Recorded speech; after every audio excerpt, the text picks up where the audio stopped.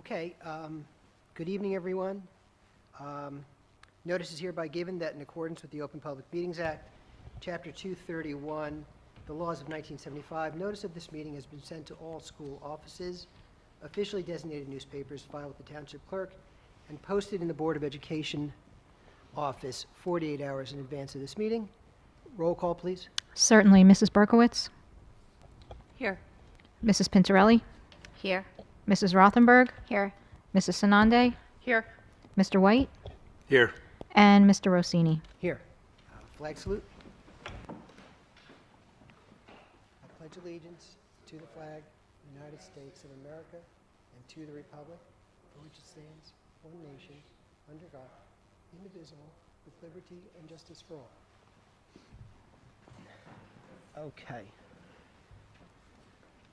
So we'll start out with the board president's report. That's me. During some of the previous Board of Education meetings, I noted in the district and how the district is planning to return to many of the school events, and I'd like to mention some of the things that are scheduled for the spring. Previously, I spoke about attending the HMS concert in February, and that it was a terrific night to see the students and welcome the parents back to these events. Moving forward this spring, be sure to look out for information for your child's school regarding the return of other activities. May will be a busy month, packed with events from each of our schools. The schools will hold their annual spring concerts, art shows, and there's the return of the middle school play. In addition to these events, which I'm sure parents will be excited to be back attending, the students will also participate in various daytime events such as traditional field day activities and end-of-year class parties. We continue moving forward. We're thrilled to be in a position right now where our enthusiastic students and parents can enjoy these returning events. And of course, I'd like to credit and thank the teachers, administrators, and staff for working diligently in bringing back these activities and the opportunities that our students love. And one last thing, Mrs. Signori highlighted in the Riverdale School's April newsletter fun and informative things that range from Mr. Wren's gray hair for a day, the Daisy Troop's trip to visit Drew Barrymore show, as well as updates on our building projects. So I think it's worth a look. If you haven't gotten the chance, I enjoyed reading it. That's basically my report. Okay, and we'll move to committee reports. Buildings and Grounds. Mr. Schlereth isn't here. Is there anything that we need to discuss? Okay.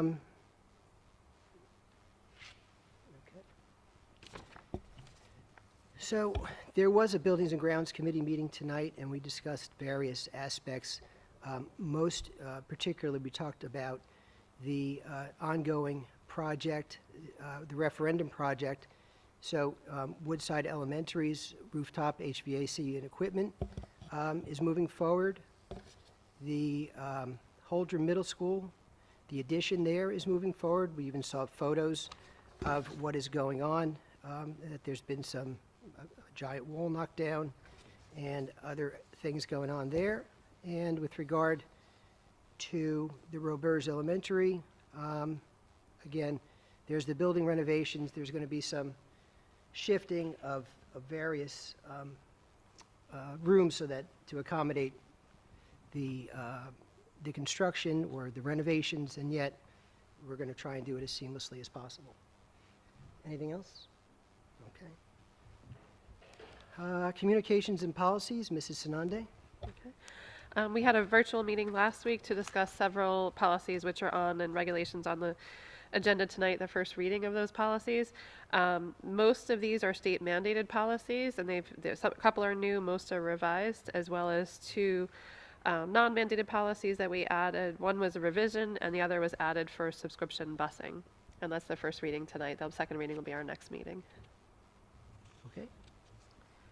Curriculum and technology, Mrs. Rothenberg. Nothing tonight. I keep directing people who want to see the presentation that Ms. Dowling did earlier in the year. It's on the website. Otherwise, we'll be meeting again in May. Okay. Finance, Mrs. Pintarelli. Yes. I would like to take this opportunity to thank Ms. Ippolito for filing an appeal with the state over the state's initial calculation of Chapter 44 savings. The challenge of the appeal was successful and resulted in a significant reduction. So therefore, on tonight's agenda, there will be a resolution, I believe it's B7, to revise the use of the banked cap from the 2019-2020 budget from $74,000 to approximately $14,000. This will help support security initiatives and technology equipment in the classroom. Thank you. That's it. That's quite a reduction, isn't it?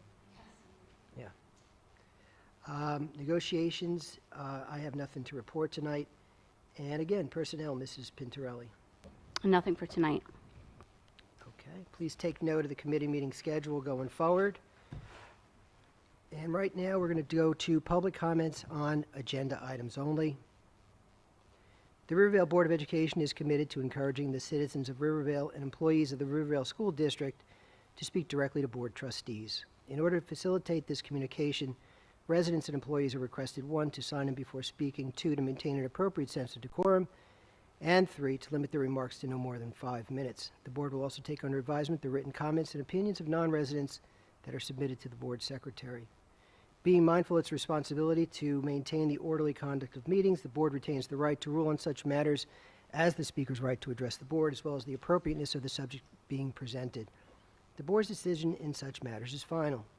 The board also reminds all members of the public that while it subscribes without reservation to the principle of keeping the community informed, by policy and law, it cannot allow public discussion of personnel matters, nor can trustees comment on any current or pending litigation. If a matter concerning an employee of the Rivervale Public Schools is of interest or concern to a resident, the matter should be referred to the responsible building principal or the superintendent of schools by telephone, letter, or email. So with regard to agenda items only, the meeting is open to the public at approximately 7:10 p.m. Okay, not seeing anybody coming forward, the meeting is closed to public comments at approximately 7:10 p.m. And now we get to move on to Mrs. Signori's superintendent's report. Thank you. Good evening. So this month, I just wanted to inform everybody that we're going to be administering some additional Linkit assessments. These are benchmarks that we have been piloting this year. It's for students kindergarten through 8th grade, and we're going to continue to look at these results along with any internal assessment data that we have, and then also compare it to the New Jersey Student Learning Assessment, which is due to be administered in May, and that will be able to provide us with further information about whether or not we think Linkit is a valuable tool to adopt for next school year. So we'll keep you guys up to date on that.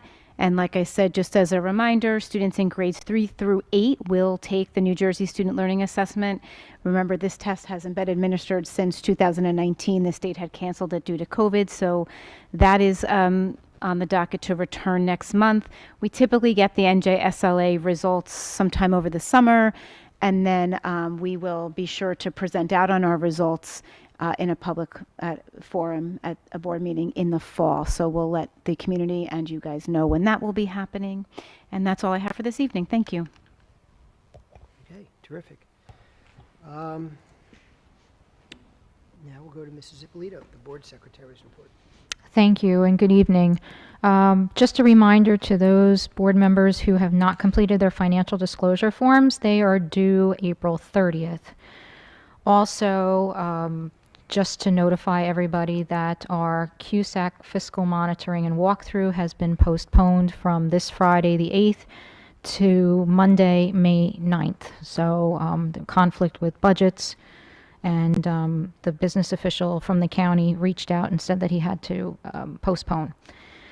Also want to ask the board and remind the board that the school play at Holdrum is Mary Poppins, as Mr. Rossini explained and announced that the lots of regular activities are coming back, so the school musical will be Mary Poppins.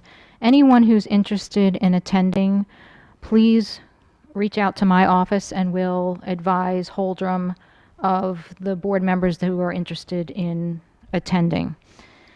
And just as information, was in touch with our transportation company, and you may not be aware, but the state sets a CPI index for the purpose of allowing contractors to renew transportation contracts for up to 10 years if they stay within that CPI index.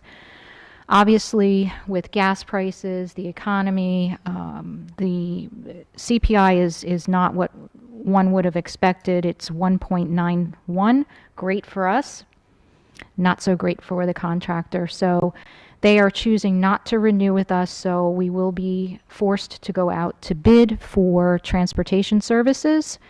And as Mrs. Sanande mentioned, there is a subscription busing policy that is before the board, which outlines what the requirements will be. The subscription busing is on a year-to-year basis. It's based on availability. We will develop guidelines to send out to parents. It'll be an application process.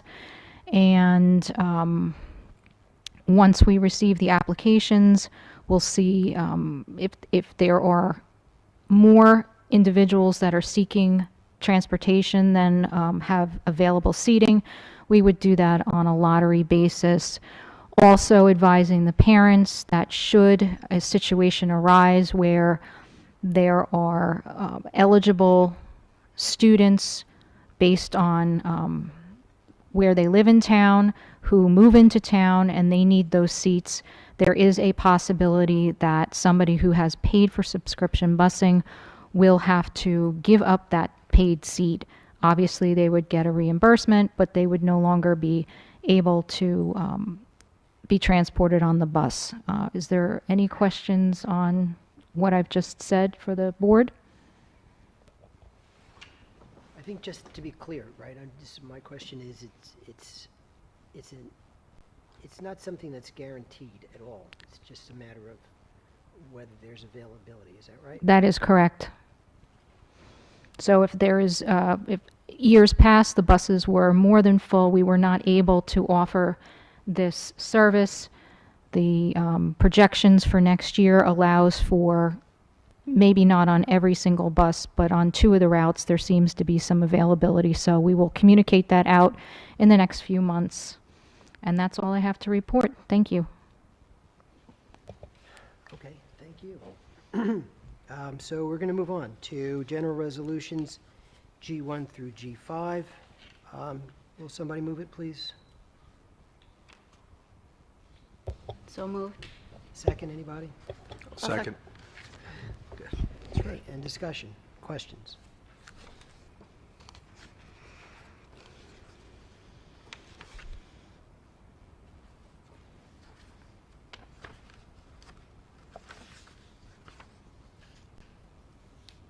Nope. All right. Nothing? Anybody? Nope.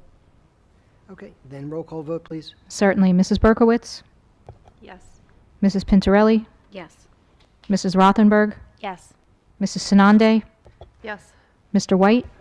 Yes. And Mr. Rossini? Yes. We're going to move to business resolutions B1 through B14. Is there a motion? I'll move it. Second? I'll second. And discussion, questions?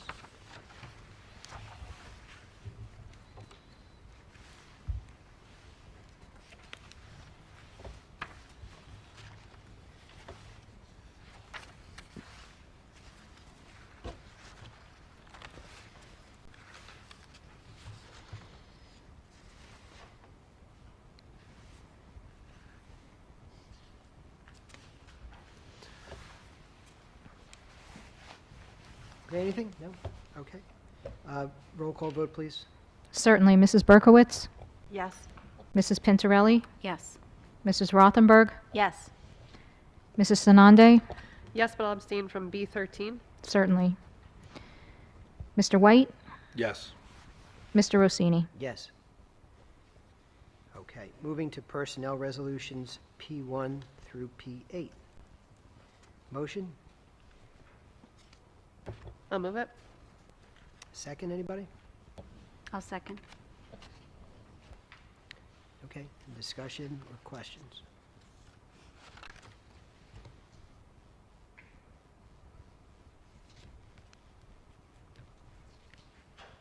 Anything? Nope. Okay, roll call vote, please. Certainly, Mrs. Berkowitz, Yes. Mrs. Pintorelli, Yes. Mrs. Rothenberg, Yes. Mrs. Sanande, Yes. Mr. White, Yes. and Mr. Rossini. Yes. Okay. Now we're going to move on to public comments on general items. The Rivervale Board of Education is committed to encouraging the citizens of Rivervale and the employees of the Rivervale School District to speak directly to board trustees. In order to facilitate this communication, residents and employees are requested, 1, to sign in before speaking, 2, to maintain an appropriate sense of decorum, and 3, to limit their remarks to no more than 5 minutes. The board will also take under advisement the written comments and opinions of non-residents that are submitted to the board secretary. Being mindful of its responsibility to maintain orderly conduct of meetings, the board retains the right to rule on such matters as the speaker's right to address the board, as well as the appropriateness of the subject matter being presented. The board's decision in such matters is final. The board also reminds all members of the public that while it subscribes without reservation to the principle of keeping the community informed by policy and law, it cannot allow public discussion of personnel matters, nor can trustees comment on any current or pending litigation. If a matter concerning an employee of the Rivervale Public Schools is of interest or concern to a resident, the matter should be referred to the responsible building principal or the superintendent of schools by telephone, letter, or email. So, with regard to public items, on general items, the meeting is open to the public at approximately 7:19.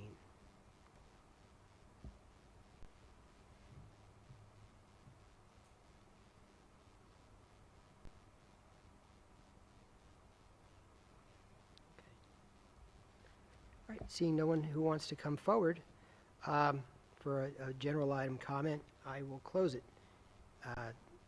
This section at 7:19. Any old business? Any new business? Okay, I have to enter closed session tonight. So, is there a motion to enter closed session? I'll move it. Second? I'll second. Okay. That's it. Thank you very much.